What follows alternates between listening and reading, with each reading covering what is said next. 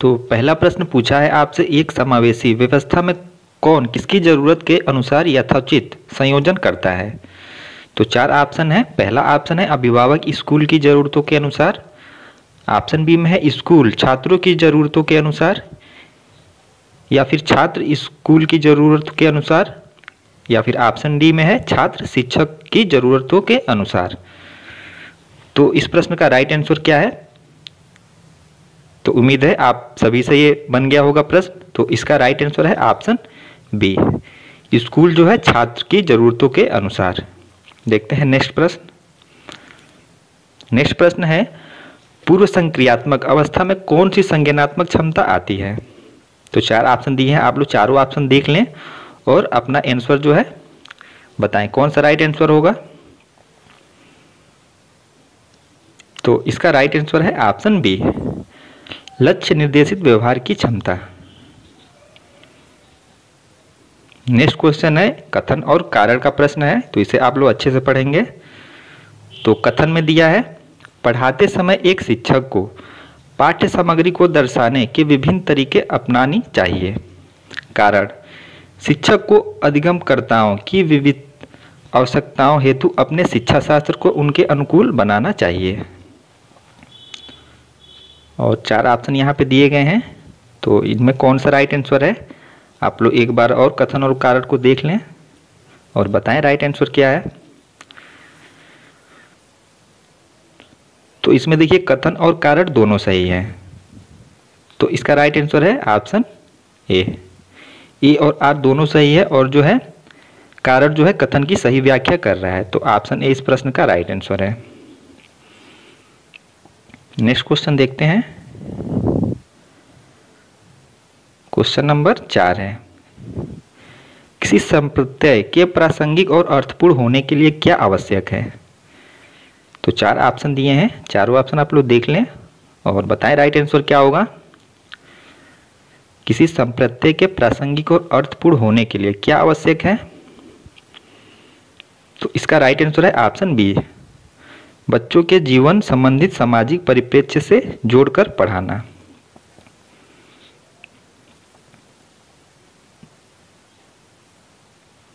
Question number 5, एक कक्षा में बच्चों के असफलता के भय को दूर करना क्यों जरूरी है। तो चार ऑप्शन है, राइट आंसर क्या होगा। एक कक्षा में बच्चों के असफलता के भय को दूर करना क्यों जरूरी है। तो उम्मीद है सबसे बन गया होगा ये प्रश्न। तो इसका राइट आंसर है ऑप्शन सी, असफलता और त्रुटियां जो है बच्चों के अधिगम का स्वाभाविक हिस्सा है।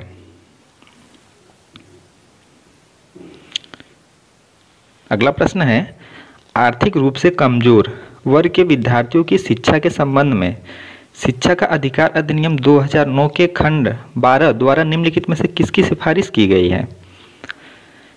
केवल सरकारी विद्यालयों में दाखिला, निजी विद्यालयों में आरक्षण, केवल व्यावसायिक शिक्षा का प्रावधान, या फिर उनके लिए अलग विद्यालय।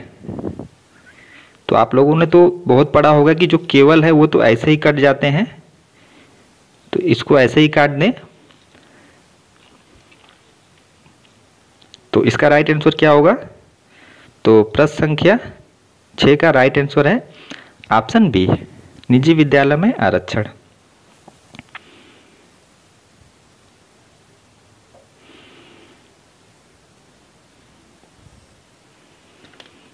क्वेश्चन नंबर 7 है, निम्नलिखित में से कौन सी अधिगम अक्षमता गणितीय गणना करने की क्षमता को सीधे प्रभावित करती है।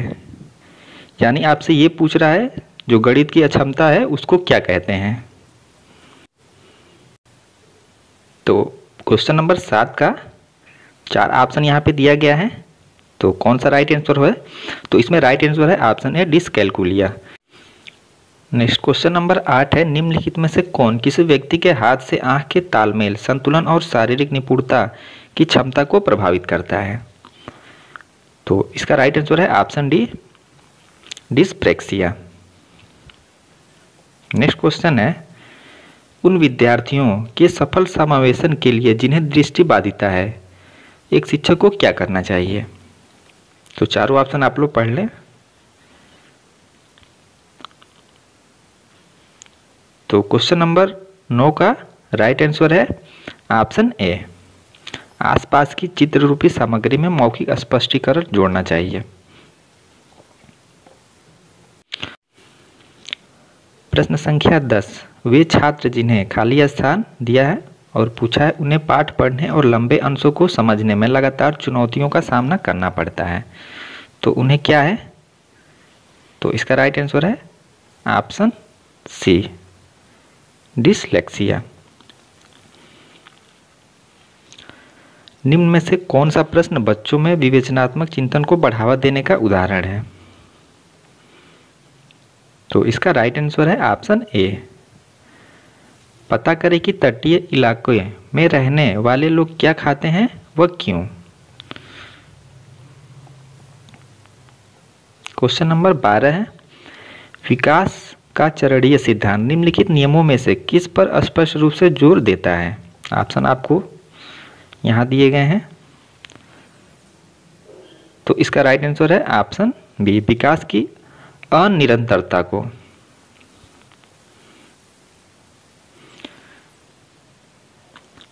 बच्चों के विकास का क्रम क्या होता है?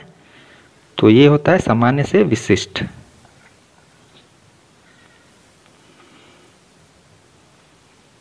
चौदह नंबर का प्रश्न है, समायोजन घटित होता है जब।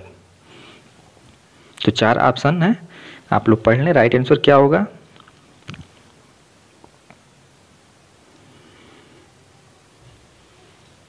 तो क्वेश्चन नंबर 14 का राइट आंसर है, बच्चे अपने वर्तमान स्कीमाओं में परिवर्तन करके नए अनुभवों के अभिप्राय को समझते हैं, तब जो है समायोजन घटित होता है। 15 नंबर का प्रश्न है, एक 5 वर्षीय बच्चे को 16 फूलों के चित्र दिखाए जाते हैं जिनमें से 4 लाल और 12 नीले रंग के होते हैं। जब बच्चे से पूछा जाता है क्या नीले फूल अधिक हैं या लाल फूल अधिक हैं, तो बच्चा उत्तर देता है कि नीले फूल अधिक हैं। जीन पियाजे के सिद्धांत के अनुसार इसका अभिप्राय है कि बच्चा अभी कौन सी जो दक्षता है वो हासिल नहीं कर पाया है। तो इसमें राइट आंसर होगा ऑप्शन बी, श्रेणीबद्ध वर्गीकरण जो है ये बच्चे के पास अभी नहीं आया है।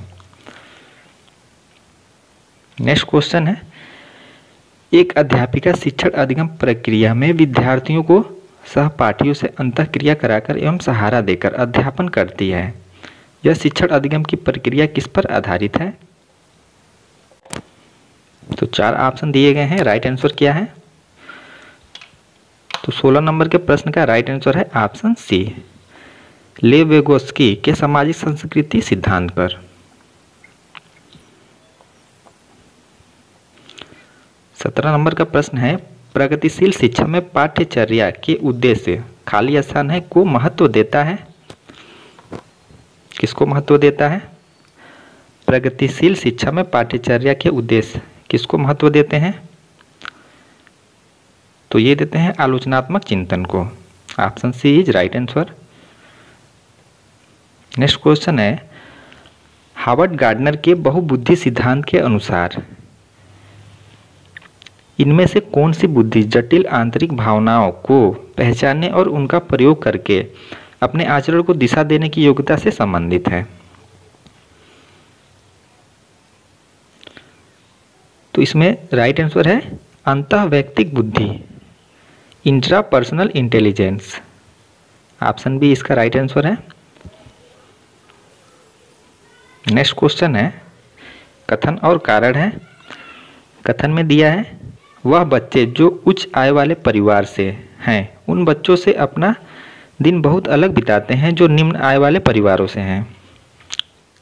और तर्क या फिर कारण दिया है इसका, बचपन की संकल्पना सार्वभौमिक नहीं है तथा बचपन में बहुत विविधता है। तो इसमें 4 ऑप्शन दिए गए हैं, तो राइट आंसर क्या होगा?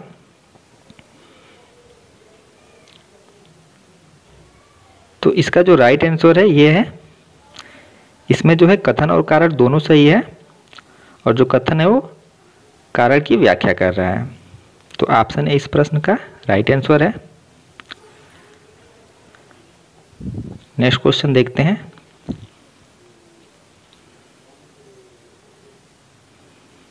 यहाँ पे क्वेश्चन नंबर 20 है, विकास है। तो विकास क्या है? ऑप्शन आपको यहाँ पे दिए गए हैं।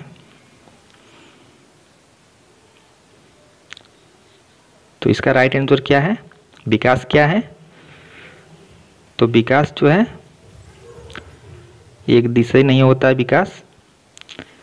विकास में जो है बदलाव किया जा सकता है, लेकिन वृद्धि में नहीं किया जा सकता है। तो इसे आप लोग ध्यान में रखेंगे।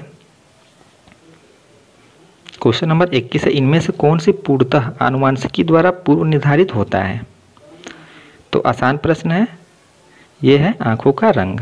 ऑप्शन बी राइट आंसर है 21 नंबर के प्रश्न का। नेक्स्ट क्वेश्चन है, सीखने की वह प्रक्रिया क्या कहलाती है जिसमें बच्चे स्कूल जैसी सामाजिक संस्थाओं में प्रवेश करके सीखते हैं?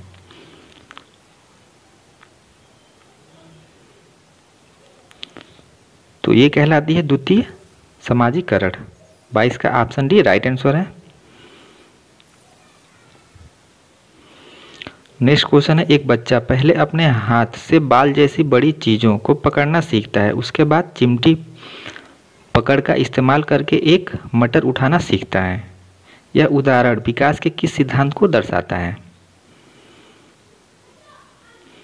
तो 23 का राइट आंसर है ऑप्शन बी प्रोक्सिमोडिस्टल, समीप दूराभिमुख।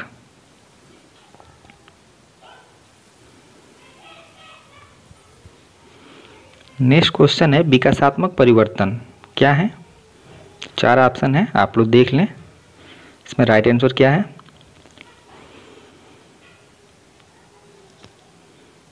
तो 24 नंबर के प्रश्न का राइट आंसर है ऑप्शन डी, वंशानुगत कारकों और पर्यावरण अभिक्रियाओं का परस्पर क्रिया है। क्वेश्चन नंबर 25, खाली स्थान है, स्कूल गत्यात्मक चालन कौशल का उदाहरण है, जबकि आगे खाली स्थान में सूक्ष्म गत्यात्मक कौशल की आवश्यकता होती है। ऑप्शन यहाँ पे दिए गए हैं।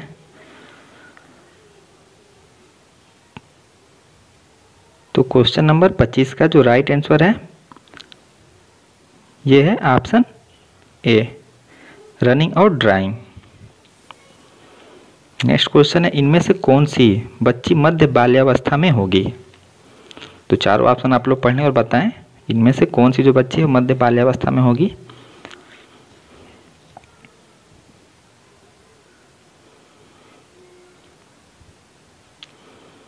तो 26 का राइट आंसर है ऑप्शन डी, एक बच्ची जो तार्किक रूप से तर्क कर सकती है और संरक्षण कर पाती है।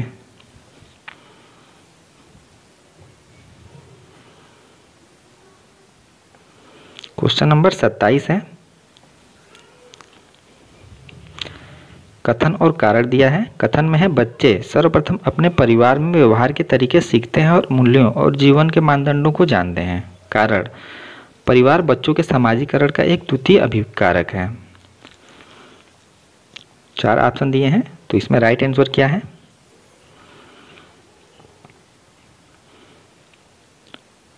इसमें देखिए कथन जो है वो सही है, बट कारण जो है वो गलत है। कथन सही है, कारण गलत है, क्योंकि परिवार जो है द्वितीयक एजेंसी नहीं है, वो प्राथमिक एजेंसी है।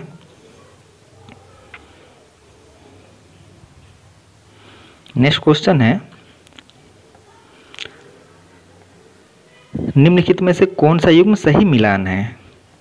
तो चारों ऑप्शन आप लोग देख लें और बताएं कौन सा जो युग्म है वो सही रूप से सुमेलित है।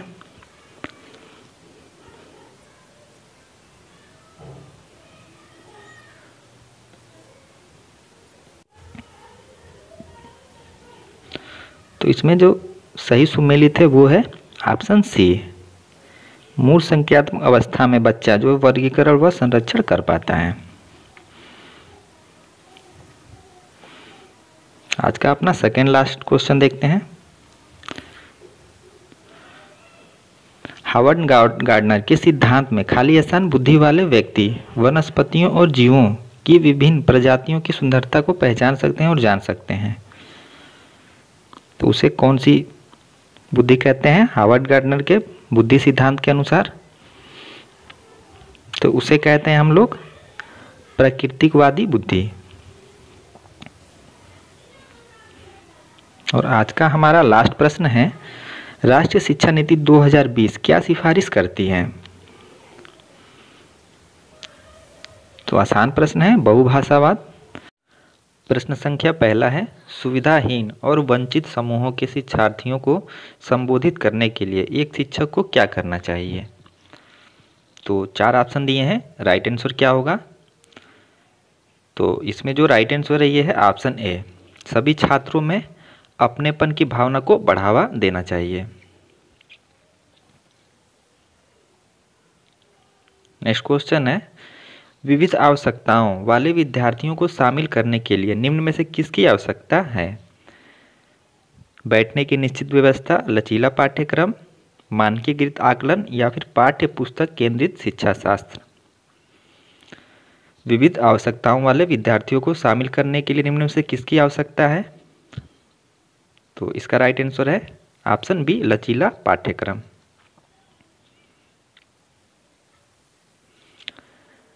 क्वेश्चन नंबर 3 है, निम्नलिखित में से कौन सी दिव्यांगता सामाजिक संचार में चुनौतियों का कारण बनती है? कौन सी दिव्यांगता जो है सामाजिक संचार में चुनौतियों का कारण बनती है? आत्मकेंद्रिता या फिर जिसे स्वलीनता कहते हैं, या फिर डिसकैलकुलिया या डिस्ग्राफिया, या फिर लोकोमोटर डिसेबिलिटी। तो आसान प्रश्न है, इसे कहते हैं हम लोग ऑटिज्म, या फिर हिंदी में कह लें तो स्वलीनता। नेक्स्ट क्वेश्चन है, निम्न में से कौन सी सुविधाहीन और वंचित समूहों के शिक्षार्थियों को शामिल करने में मदद करता है? तो चारों ऑप्शन आप लोग देख लें और बताएं राइट आंसर क्या होगा। तो इसका राइट आंसर है ऑप्शन ए, विविधता को महत्व।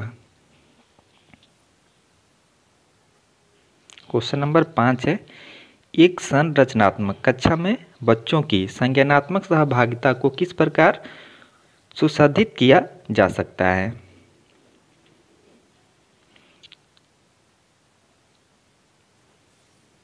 एक में दिया है बच्चों के वार्तालाप द्वारा, 2 में है अध्यापक के संवेगों द्वारा, और 3 में दिया है बच्चों के सकारात्मक परस्पर संबंधों द्वारा, या फिर बाह्य रूप से अध्यारोपित अनुशासन द्वारा।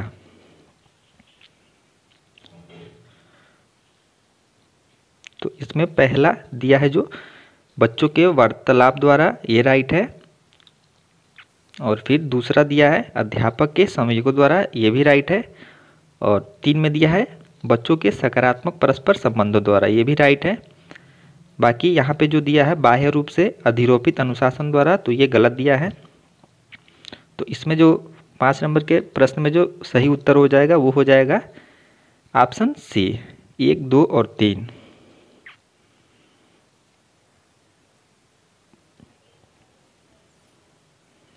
छः नंबर का प्रश्न है,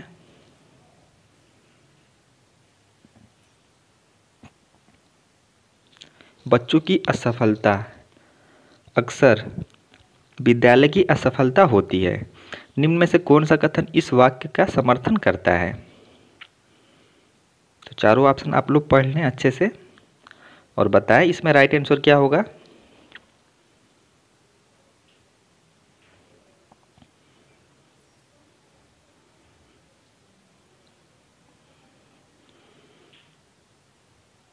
तो इसमें जो राइट आंसर है ये है ऑप्शन बी,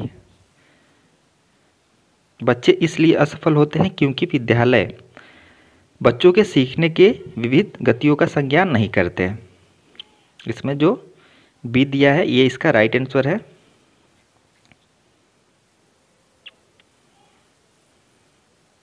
क्वेश्चन नंबर 7 है, प्रतिभाशाली विद्यार्थियों की आवश्यकताओं को पूरा करने के लिए निम्न में से कौन सी एक प्रभावी रणनीति है?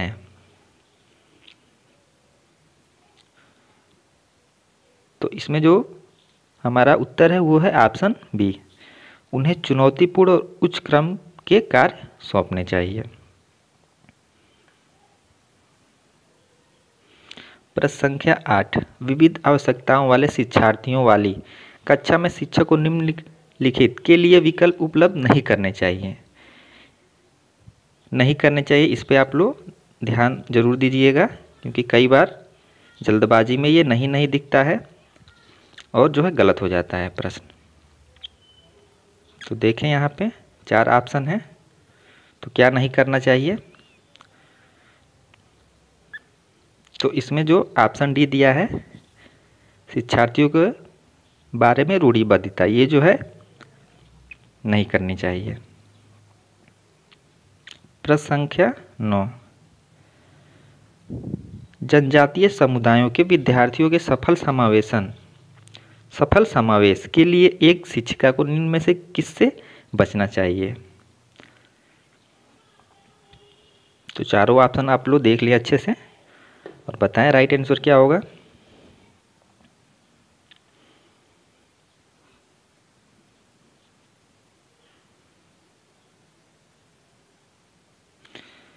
तो इसमें जो राइट आंसर है ये है ऑप्शन डी, उन सब प्रत्यय को पढ़ना जो उनके जीवन के लिए पूरी तरह अप्रासंगिक है। ये जो है इससे जो है अगर आप जनजातीय समुदाय के विद्यार्थियों को जो है सफल समावेशन में शामिल करना चाहते हैं तो आपको इससे बचना चाहिए।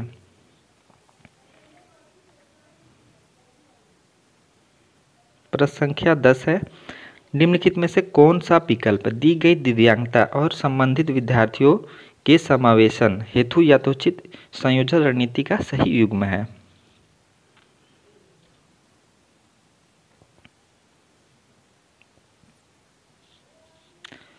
तो इसका राइट आंसर है ऑप्शन बी, स्वलीनता, जितना हो सके एक ही समय सारणी या फिर दिनचर्या में लिप्त रखें।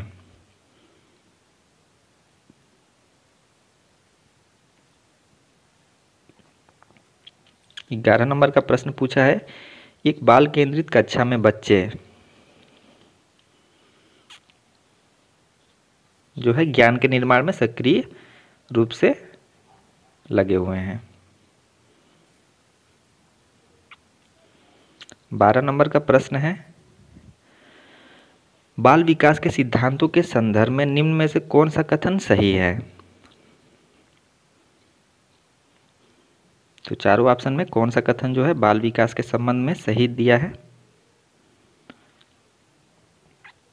तो इसमें जो ऑप्शन ए दिया गया है, विकास शरीर के केंद्रीय भाग से बाहर की तरफ होता है, इसे ही प्रोक्सिमोडिस्टल डेवलपमेंट भी कहते हैं हम लोग, शरीर के केंद्र से होते हुए बाहर की तरफ।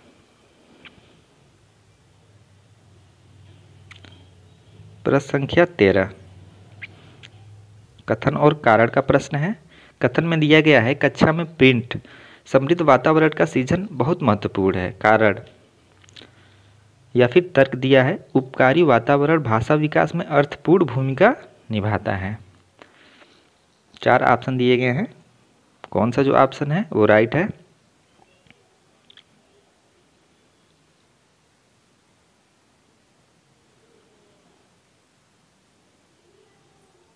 तो इसमें जो है कथन दिया है, कक्षा में प्रिंट समृद्ध वातावरण का सृजन बहुत महत्वपूर्ण है, तो ये राइट है। और कारण, उपकारी वातावरण भाषा विकास में अर्थपूर्ण भूमिका निभाता है, तो जो कारण है वो कथन की सही व्याख्या कर रहा है, तो इसका राइट आंसर है ऑप्शन ए और आर दोनों सही हैं, और जो कारण है वो कथन ए की सही व्याख्या करता है। प्रश्न संख्या 14, यहाँ पे जो है आपको खाली स्थान दिया गया है और पूछा है, शब्द का प्रयोग जैविक अंतरों के लिए होता है, जबकि खाली स्थान शब्द का प्रयोग उन विशेषताओं और स्वभावों के लिए होता है जिसे कि एक विशिष्ट संस्कृति पुरुषों और महिलाओं के लिए उपयुक्त मानती है। तो इन दोनों खाली जगहों के स्थान पे क्या आएगा आपको ये बताना है।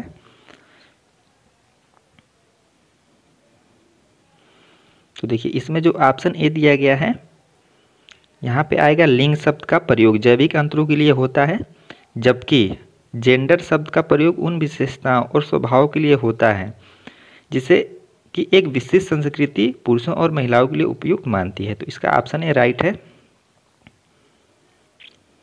15 नंबर का प्रश्न है, बहुभाषी बहुभाषी कक्षा के लिए निम्नलिखित में से कौन सा कथन सर्वाधिक उपयुक्त होगा।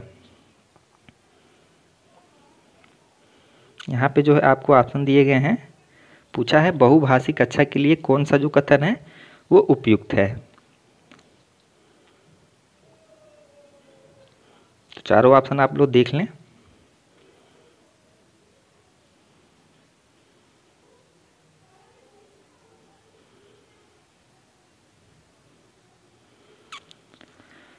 तो इसमें जो दिया है, शिक्षक को सभी भाषाओं का सम्मान करना चाहिए और छात्रों को उस भाषा में संवाद करने के लिए प्रोत्साहित करना चाहिए जिनका प्रयोग करने में उन्हें आसानी हो। निम्न में से कौन सा कथन मूल्यांकन हेतु मानकीकृत परीक्षणों के संदर्भ में सही है। चारों ऑप्शन आप लोग पढ़ लें। कौन सा जो कथन है वो मानकीकृत परीक्षणों के संदर्भ में सही है।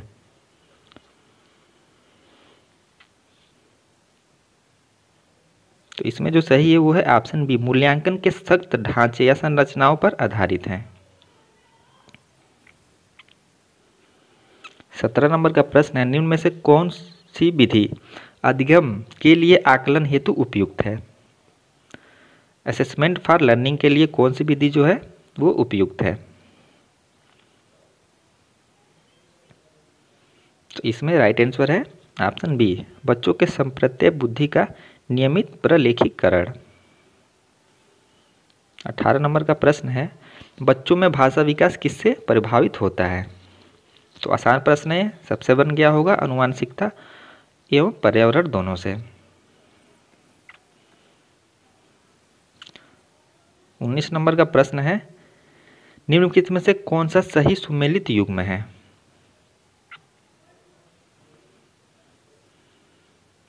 कौन सा सही सुमेलित युग्म है।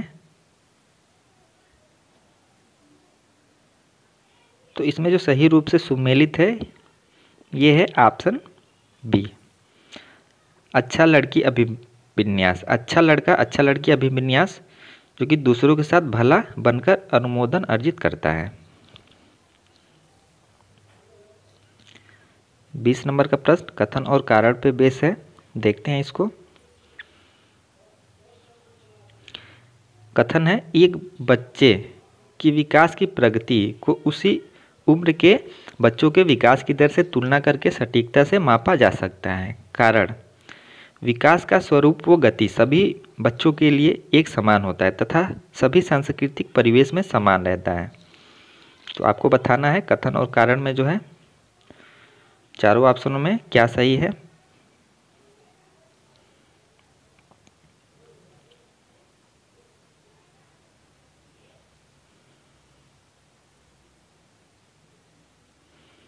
तो दोनों गलत है, कथन और कारण दोनों गलत है।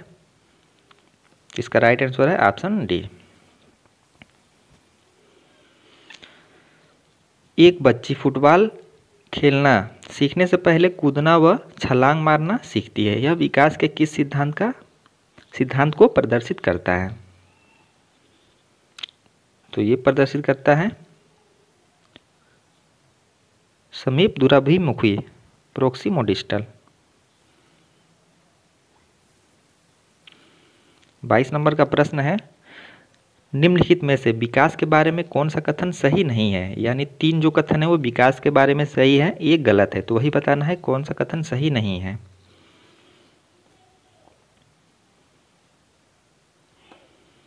तो इसमें जो सही नहीं है ऑप्शन सी, विकास की दर एक समान और सार्वभौमिक है, ये जो है वो गलत है। बाकी तीनों ए, बी और डी सही हैं। प्रश्न संख्या 23 है, कथन और कारण। कथन दिया है, बच्चे अपनी संस्कृति में व्यवहार करने के उपयुक्त तरीके अपने दोस्तों, मीडिया जैसे कई स्रोतों से सीखते हैं। कारण, सामाजिकरण एक प्रक्रिया है जो बहुत से औपचारिक और अनौपचारिक साधनों के जरिए होती है। 4 ऑप्शन यहाँ पे दिए गए हैं, तो कौन सा जो ऑप्शन है सही है कथन और कारण में। तो इसमें कथन और कारण दोनों सही है और जो कारण जो है वो कथन की सही व्याख्या करता है। ऑप्शन ए इसका राइट आंसर है।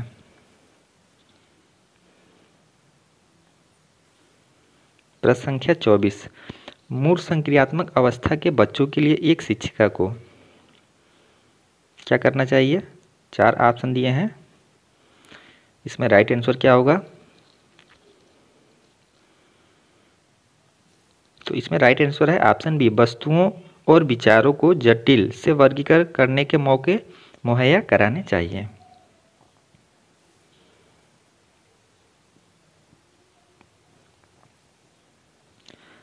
नेक्स्ट क्वेश्चन है, कोहल वर्ग के नैतिक विकास सिद्धांत में दूसरे स्तर जिसे कि पारंपरिक नैतिकता कहते हैं कि तीसरी अवस्था को क्या कहते हैं? तीसरी अवस्था को क्या कहते हैं? तो इसे कहते हैं अच्छा लड़का अच्छा लड़की अभिविन्यास। जीन पियाजे के सिद्धांत में वर्तमान स्कीमा द्वारा परिवेश को समझ पाने की असमर्थता के कारण एक नए स्कीमा की संरचना क्या कहलाती है? तो इसे कहते हैं हम लोग एकोमोडेशन, समायोजन। 27 प्रश्न है, पियाजे के अनुसार कौन सा संप्रत्यय सूचना को संगठित और प्रतिपादित करता है? तो इसे स्कीमा कहा जाता है। 28 नंबर का प्रश्न है, निम्नलिखित में से क्या एक प्रगतिशील कक्षा की विशेषता है? तो कौन सा जो है प्रगतिशील कक्षा की विशेषता है? तो ये है गतिविधियां या कार्य करते समय बच्चों का मूल्यांकन किया जाता है। 29 नंबर का प्रश्न है, वंचित और हाशिए पर स्थित समूहों की भाषा और संस्कृति को स्कूली पाठ्यक्रम में समावेश करने से एक अध्यापक क्या सुनिश्चित कर सकता है?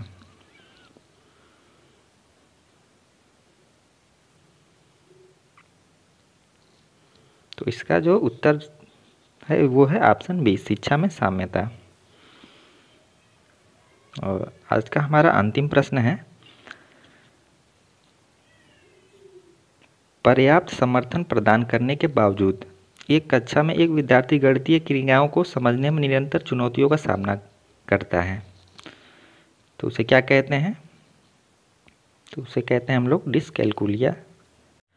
पहला प्रश्न है, एक अध्यापिका अपने विद्यार्थियों को गणित के सवालों के उत्तर तक पहुंचने की प्रक्रिया को व्याख्या करने के लिए बढ़ावा देती है, तो ये क्या है? अर्थहीन है, या फिर कभी कभार इस्तेमाल की जानी चाहिए, या अधिगम की गति को बाधित करेगी, या फिर ये अधिसंज्ञानात्मक कौशल के विकास में मददगार है? तो इसका राइट आंसर है ऑप्शन डी, ये जो है अधिसंज्ञानात्मक कौशल के विकास में मददगार है। कोहल वर्ग के किस चरण में व्यक्ति तर्क करते हैं कि सही कार्यवाही विवेक के स्व चुने हुए नैतिक सिद्धांतों द्वारा परिभाषित की जाती है? तो इसका राइट आंसर है ऑप्शन डी, सार्वभौमिक नैतिक सिद्धांत अभिविन्यास। नेक्स्ट क्वेश्चन है, निम्नलिखित में से कौन सा सूक्ष्म गति कौशल के उपयोग का एक उदाहरण है? तो आसान प्रश्न है, इसका राइट आंसर है ऑप्शन सी, लिखना जो है ये जो है सूक्ष्म गति कौशल के अंतर्गत आता है। नेक्स्ट क्वेश्चन है, फिल्मों और विज्ञापनों से व्यवहार के जेंडर उपयुक्त तरीकों के बारे में बहु संकेत मिलते हैं। यह समाजीकरण की, यहाँ पे जो है आपको खाली स्थान दिया है, बताना है संस्था के रूप में, और फिर खाली स्थान की भूमिका पर प्रकाश डालता है। तो इसमें क्या आएगा? तो यहाँ पे आएगा मीडिया, और इसमें आएगा प्राथमिक, यानी जो फिल्मों और विज्ञापनों से व्यवहार के जेंडर उपयुक्त तरीकों के बारे में बहु संकेत मिलती हैं। यह समाजीकरण मीडिया संस्था के रूप में प्राथमिक भूमिका पर प्रकाश डालता है।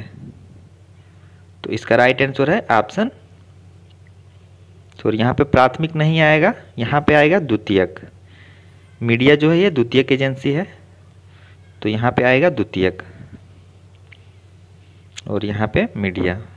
तो ऑप्शन बी इसका राइट आंसर है। नेक्स्ट क्वेश्चन देखते हैं। समावेशी शिक्षा किन विद्यार्थियों के लिए अधिगम के उपयुक्त स्तर मान रखती है? सृजनात्मक, स्वलीन, अधिगम विकार, मानसिक रूप से चुनौतीपूर्ण। तो ये चारों ही राइट हैं। सृजनात्मक, स्वलीन, अधिगम विकार, मानसिक रूप से चुनौतीपूर्ण। सारे प्रकार के बालकों को जो है वो समावेशी शिक्षा के अंतर्गत शामिल किया जाता है। तो ऑप्शन डी इस प्रश्न का राइट आंसर है। नेक्स्ट क्वेश्चन है, दिव्यांग छात्रों की शिक्षा के संदर्भ में निम्नलिखित में से किस प्रावधान को राष्ट्रीय शिक्षा नीति 2020 द्वारा बढ़ावा नहीं दिया गया है? यानी चारों ऑप्शनों में से जो 3 है उनको जो है बढ़ावा दिया गया है और एक को नहीं दिया गया है। तो उसे ही बताना है किसको जो है राष्ट्रीय शिक्षा नीति 2020 के द्वारा बढ़ावा नहीं दिया गया है दिव्यांग छात्रों की शिक्षा के संदर्भ में।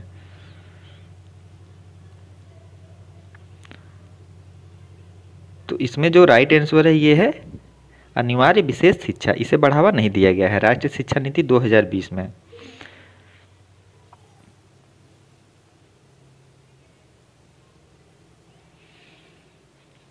सात नंबर का प्रश्न है, इनमें से कौन सा बच्चा मध्य बाल्यावस्था में होगा?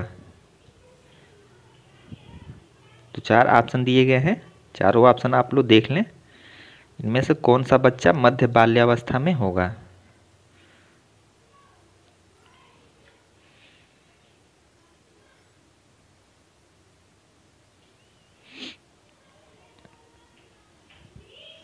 तो इसमें जो ऑप्शन बी है, एक बच्चा जिसने नियमों के अर्थ की समझ विकसित कर ली है और तर्क कर सकता है, ये मध्य बाल्यावस्था के बालक की विशेषता है। 8 नंबर का प्रश्न है, विद्यार्थियों में अधिगम को सुसाध्य करते समय शिक्षक को निम्नलिखित में से किस रणनीति से बचना चाहिए?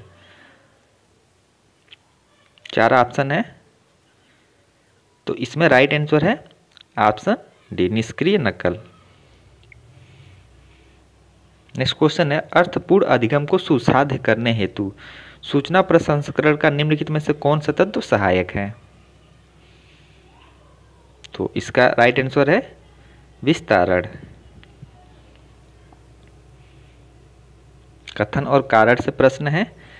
कथन है, शिक्षकों को निर्णय लेने में विद्यार्थियों को शामिल करना चाहिए और कक्षा में सक्रिय भागीदारी को प्रोत्साहित करना चाहिए। कारण या तर्क, अधिगम शिक्षक द्वारा विद्यार्थियों को सीधे स्थानांतरित किया जाता है। 4 ऑप्शन दिए गए हैं, तो इसमें क्या राइट है?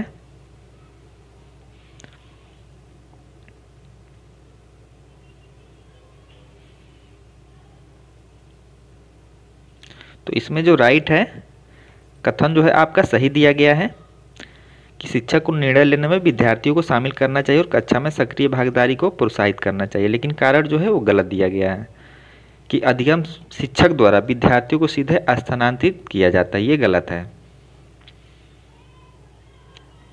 ऑप्शन सी राइट आंसर है। नेक्स्ट क्वेश्चन है 11 नंबर का प्रश्न, विद्यार्थी निम्न में से किसे नए ज्ञान के निर्माण का आधार बनाते हैं? तो जो उनके द्वारा पहले से ही समझा और माना जाता है।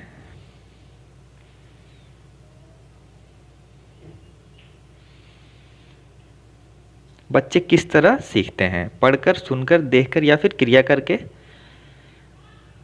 तो इन सभी के द्वारा बच्चे सीखते हैं। तो ऑप्शन डी राइट आंसर है, पढ़कर, सुनकर, देखकर और क्रिया करके।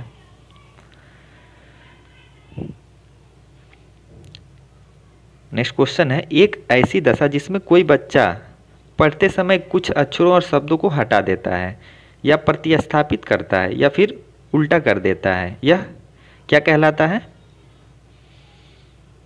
तो इसे डिसलेक्सिया कहते हैं, पठन संबंधी विकार है। 14 नंबर का प्रश्न, बिंदु अपने आप से परियोजनाओं पर कार्य करने के लिए बहुत उत्साहित रहती है। वह मौलिक एवं अभिसारी समाधानों को खोज कर लाती है। ये गुण किसकी ओर संकेत करते हैं? स्वकेंद्रीयता, सृजनात्मकता या फिर बाह्य अभिप्रेरणा, या ऑप्शन डी में दिया है संज्ञानात्मक विलंबनता। तो इसका राइट आंसर है क्रिएटिविटी, सृजनात्मकता को। 15 नंबर का प्रश्न है, आंशिक दृष्टि वाले विद्यार्थियों के लिए निम्न में से कौन सा अधिगम सामग्री उपयुक्त है?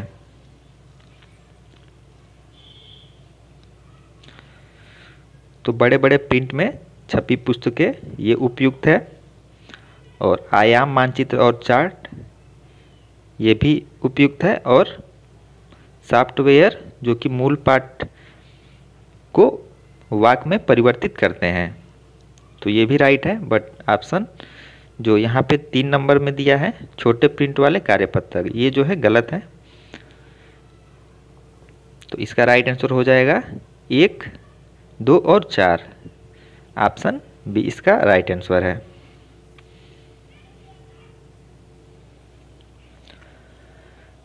16 नंबर का प्रश्न है, जीन पियाजे के संज्ञानात्मक विकास के किस चरण पर बच्चा समझ बना लेता है कि प्रतीकों का इस्तेमाल वस्तुओं को प्रतिनिधित्व करने के लिए किया जा सकता है? अगर बच्चे के सामने साइकिल नहीं है तब भी साइकिल शब्द सुनकर उसके मस्तिष्क में एक प्रतिबिंब बन जाता है। तो कौन सा चरण है जीन पियाजे के संज्ञानात्मक विकास के अनुसार?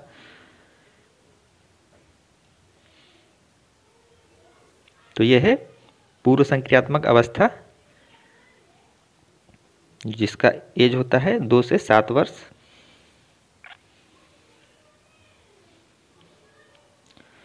17 नंबर का प्रश्न है,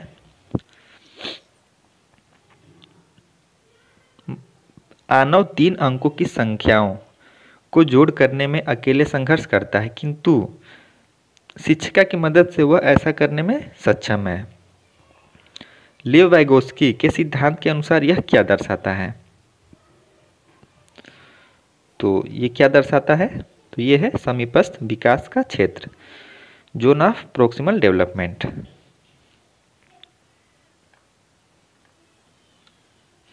लेव वाइगोस्की के अनुसार अधिगम क्या है? तो ये ज्ञान के निर्माण की प्रक्रिया है। एक प्रगतिशील कक्षा, तो ये अधिगमकर्ताओं की व्यक्तिगत विभिन्नताओं का सम्मान करता है। 20 नंबर का प्रश्न है, लॉरेंस कोहलबर्ग के नैतिक विकास के सिद्धांत के अनुसार सजा टालने के लिए नियमों का पालन करना किस चरण को दर्शाता है? तो ये है प्री कन्वेंशनल स्टेज, प्रथापूर्व चरण।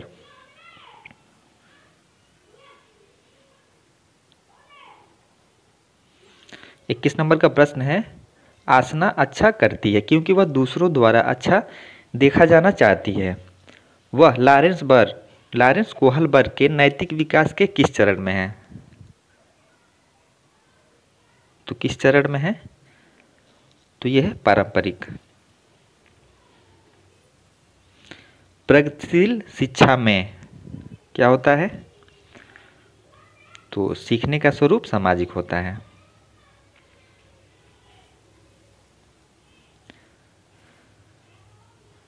किसके सिद्धांत में भाषा बच्चों के संज्ञानात्मक विकास में महत्वपूर्ण भूमिका निभाती है? तो इसका राइट आंसर है ऑप्शन है लेव वाइगोस्की। वाइगोस्की के अनुसार बच्चे किस प्रकार सीखते हैं? तो साथियों के साथ बातचीत करके। 25 नंबर का प्रश्न है, किस प्रकार का शिक्षा शास्त्र एक शिक्षक को अपनी कक्षा में व्यक्तिगत विभिन्नताओं का ध्यान रखने में मदद करेगा? तो इसका राइट आंसर क्या होगा 25 का? ये होगा संलग्न व संदर्भित।